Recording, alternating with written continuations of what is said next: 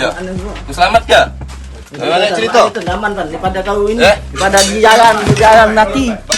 Nembak Melok baik, kami atur baku-baku. Yuk, itu baik.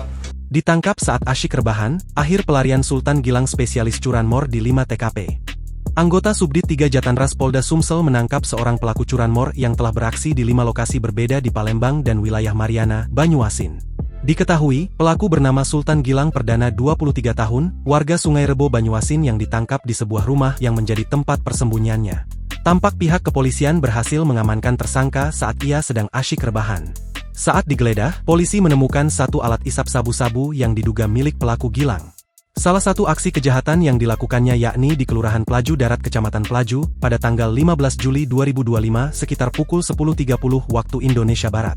Di mana saat itu korban, Suwana, sedang belanja di warung sembako dan memarkirkan sepeda motor Honda Beat BG2474 AEM dalam keadaan terkunci setang. Posisi motor parkir hanya berjarak 5 meter dari warung dan selama beberapa menit korban belanja di warung. Setelah selesai belanja, saat menuju parkiran ternyata motor sudah tidak ada lagi, namun kunci kontak motor tersebut masih disimpan oleh korban.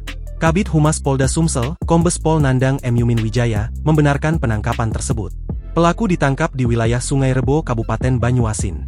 Benar anggota Subdit 3 Jatanras Polda Sumsel telah menangkap satu pelaku curanmor. Dia ini termasuk ke dalam target operasi Pekat Musi 2026, ujar Nandang, Senin, 2 Maret 2026. Saat diinterogasi penyidik, tersangka mengaku beraksi bersama 2 orang rekannya secara bergantian yakni KV dan L yang sama-sama berstatus DPO. Polisi turut mengamankan barang bukti berupa rekaman CCTV saat pelaku beraksi, pakaian, dan sepeda motor milik korban.